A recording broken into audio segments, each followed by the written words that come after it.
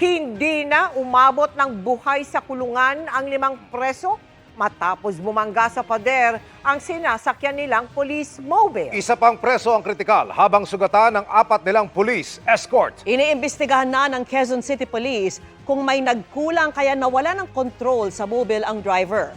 Ang pagresponde ng mga rescuer, inabutan at tinutukan ni Mark Salazar. Dalawa na yung sinakay, oh. Wala nang malay o duguan ang mga sakay na preso ng isang police mobile na bumangga sa isang pader sa Payatas Road, Quezon City. Ano yun, buhay pa ba yun? Patay na. Nakabosas pa, oh. Kinulang pa ang stretcher ng mga responder kaya pinagtulungan buhatin ang mga biktima. Sa crash site, nagkalat ang mga personal na gamit ng mga biktima na dadalhin sana sa pagpasok sa piitan. Ang isang pulis hilo pa sa pangyayari habang inaakay papunta sa ambulansya. Sa inisyal na investigasyon, lumalabas na masama ang tama sa mga sakay ng police mobile. Upon arrival po sa scene, sir, ang nakita ko po ay yung 2 inmate negative na po ng vital signs kasi chinek ko yung mga vital signs nila. Wala na pong pulse rate tsaka hininga yung tao. Dalawa Out of the ilang 6 po. of the 6 na inmates. Opo. Yung pong 4 na pulis natin. Yung 4 na pulis, isa na lang po ang inabutan namin. Dinala daw po sa ospital. Sa 6 na presong sakay ng mobil, 5 ang nasawi, habang isa ang kritikal. Nagpapagaling naman ang 4 nilang police escort. Inabutan ko pang nilalapatan ng lunas ang pulis na driver ng mobil.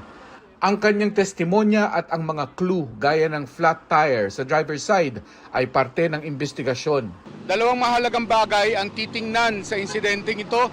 Una, ang kondisyon ng pulis na nagmamaneho ng police mobile at ang kondisyon mismo ng sasakyan. Sa lakas ng pagbangga sa pader, nayupi ang malaking bahagi ng hood ng mobil. Papunta sana ito sa Quezon City Jail sa Payatas. Nawalan kasi ng kontrol sa sasakyan ng driver habang nasa Payatas Road kaninang tanghali. Dito po. Paliko na yan. Paangat. Oo, paangat. Gagaywang na siya. Nandyan kami sa linya namin. Muntik kami mahagip. Buti nakaiwas nga ako eh. Nung ganun. Bag, ganun. Siguro, best na preno, siguro apakan niya, sir. Opo.